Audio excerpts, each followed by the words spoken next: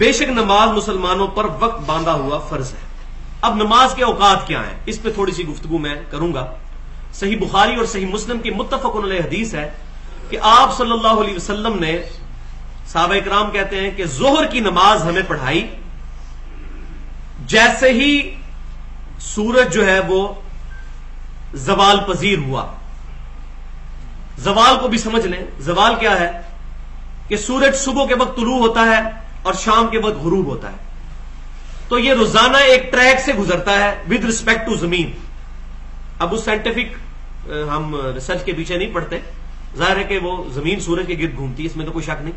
اسی میں کہہ رہا ہوں ریلیٹو موشن جو ہے سورج کی زمین کے اعتبار سے، کہ سن جو ہے وہ رائز ہوتا ہے اور سن سیٹ ہوتا ہے، صبح طلوع ہونا اور شام کو غروب ہونا۔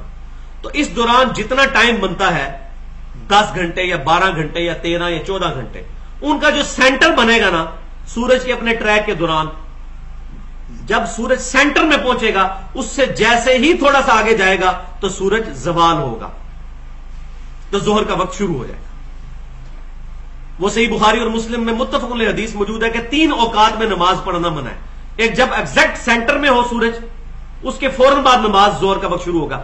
جب ایگزیکٹ سینٹر میں ہوگی، یا سورج طلوع ہو رہا ہوگا، یا سورج ایگزیکٹ غروب ہو رہا ہوگا، ان 3 اوقات کے اندر نماز پڑھنا منع ہے، کیونکہ یہ شیطان کے اوقات ہیں۔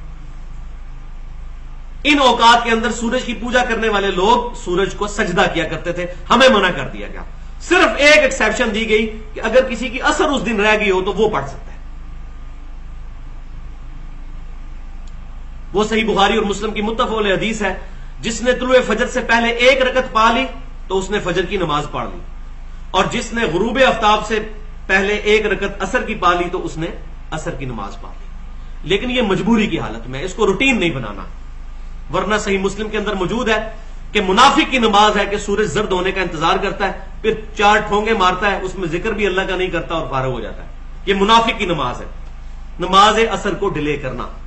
اور نماز عصر صلاۃ الوسطیٰ ہے، سب سے زیادہ تاکید کی گئی۔ بخاری اور مسلم کی متفق علیہ حدیث ہے کہ کسی کی نماز عصر کا چھوٹ جانا اسی طرح ہے جس طرح اس کا مال اور اولاد اور اس کے سارے گھر والے سب کچھ لوٹ لیا جائے۔ یہ اتنی امپورٹنٹ نماز ہے صلاۃ العصر۔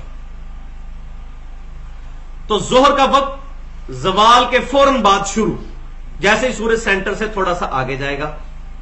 پھر عصر کا وقت اس وقت شروع ہوگا جب کسی بھی ورٹیکل چیز کا، کھڑی ہوئی چیز کا، یا انسان ہو یا بال پوائنٹ زمین میں سیدھا ورٹیکل گاڑ لیا جائے، اس کا سایہ اپنے سائے کے برابر پلس سایہ اصلی۔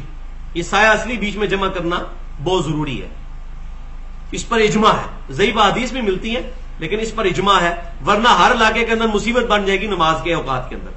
سایہ اصلی کیا ہوتا ہے؟ سایہ اصلی یہ ہوتا ہے کہ سورج اپنے ٹریک کے دوران، جب فجر کے بعد طلوع آفتاب ہوتا ہے اور غروب تک اپنے ٹریک کے دوران جب سینٹر میں پہنچتا ہے تو اس وقت جو ایک ورٹیکل چیز جو کھڑی ہوئی ہے اس کا جو سایہ ہوتا ہے، کم سے کم سایہ، وہ گرمیوں کے اندر تقریباً 0 ہی ہو جاتا ہے، سردیوں کے اندر تھوڑا سا ہوتا ہے، انسان کے سائے کے تقریباً آدھے تک پہنچ ہی جاتا ہے، وہ اس کو کہتے ہیں سایہ اصلی۔ وہ روزانہ مختلف ہوتا ہے، اس کو کہتے ہیں سایہ اصلی۔ لہذا یہ جو عصر کے بارے میں بخاری اور مسلم میں آیا کہ جب انسان کا 1 مثل سایہ ہو جائے تو وہ عصر کی نماز کا وقت شروع ہو جائے گا، تو 1 مثل پلس وہ سایہ اصلی شامل ہے، سایہ اصلی کے بعد 1 مثل۔ لہذا ہمارے یہ جہلم کا جو نقشہ لگا ہوا ہے نماز کے اوقات والا، یہ غلط ہے، عصر کی نماز والا۔ آج یہاں 25 فروری 2012 کو عصر کا وقت میں نے دیکھا ہے لکھا ہوا ہے 3:11، تو وہ انہوں نے 1 مثل کے اوپر بنا دیا ہوا ہے، اعلیٰ سایہ اصلی جمع کرنا ہے۔ آج عصر کا وقت شروع ہوا ہے دراصل 3:30 میں۔ تو یہ نماز کے جو اوقات والے بھی لگے ہوئے ہیں، یہ بھی کم از کم کوئی، اسلام آباد میں نقشہ ٹھیک ہے، ادھر میں نے چیک کر لیا ہے 3:30 پہ آج عصر داخل ہو رہی ہے، اور جیلم اور اسلام آباد کا 3 منٹ کا فرق ہے، 3 منٹ مائنس کر دیں تو 3:30 آ جائے گا۔ ادھر نقشہ ٹھیک بنا ہوا ہے، سافٹ ویئر بھی بنے ہوئے ہیں، آپ خود چیک کر کے دیکھ لیجیے۔ تو سایہ اصلی پلس 1 مثل، تو یہ عصر کا وقت۔ پھر عصر کا افضل وقت 2 مثل تک رہتا ہے، اس کے اندر اندر پڑھ لی جائے۔ اس سے لیٹ کریں گے تو میں نے بتایا کہ منافق کی نماز ہوگی۔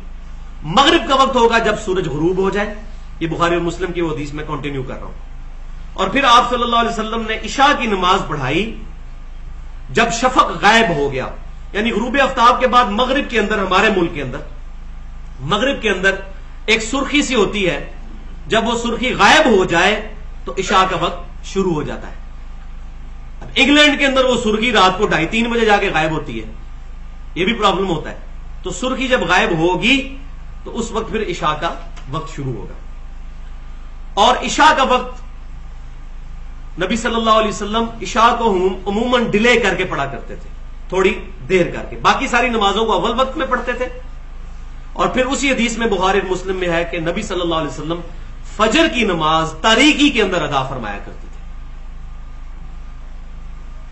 البتہ جامع ترمذی میں ایک حدیث ملتی ہے کہ نبی صلی اللہ علیہ وسلم نے فرمایا کہ افضل نماز یہ ہے کہ جب خوب روشنی ہو جائے اس وقت فجر کی نماز پڑھی جائے۔ لیکن امام ترمذی رحمۃ اللہ علیہ نے اس پہ سلف کا منہج بھی لکھ دیا کہ امام شافعی اور امام احمد بن حنبل فرماتے ہیں کہ اس سے مراد یہ ہے کہ صبح کاذب کے وقت نہ پڑھ لی جائے۔ 2 صبح ہوتی ہیں، ایک صبح صادق ہوتی ہے، ایک صبح کاذب، یعنی ختم سحری سے پہلے بھی ہلکی سی روشنی نکلتی ہے، وہ فجر کا وقت نہیں شروع ہوا ہوتا لیکن روشنی ہوتی ہے۔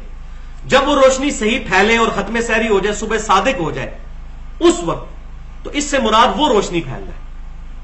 لیکن یہ بھی موجود ہے کہ سیدنا معاویہ رضی اللہ تعالیٰ عنہ جو ہیں وہ کافی ڈیلے کر کے فجر کی نماز پڑھا کرتے تھے۔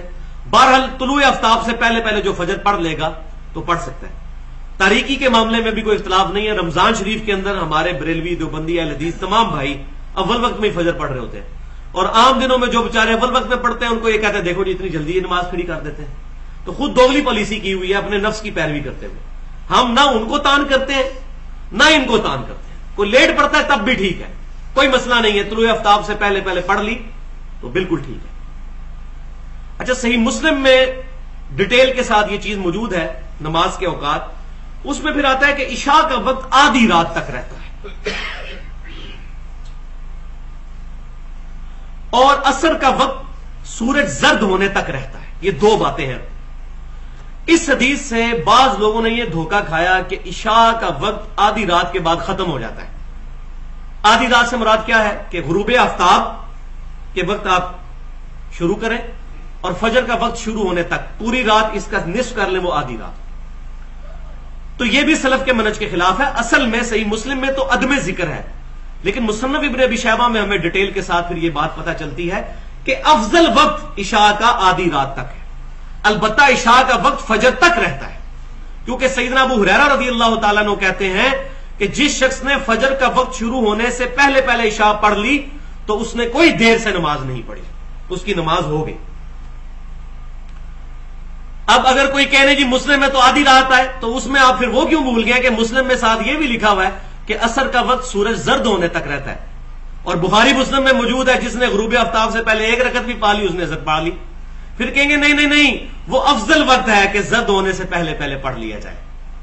باقی اگر کوئی بندہ پڑھ لیتا ہے زرد ہوتے وقت بھی نماز ہو جائے گی، تو ادھر بھی بھائی ہم یہی کہہ رہے ہیں کہ افضل وقت ہے آدھی رات سے پہلے، ورنہ پوری رات عشاء کا وقت رہتا ہے۔ یہ مسئلہ لوگوں کو، بہت کم لوگوں کو یہ بات پتہ ہے۔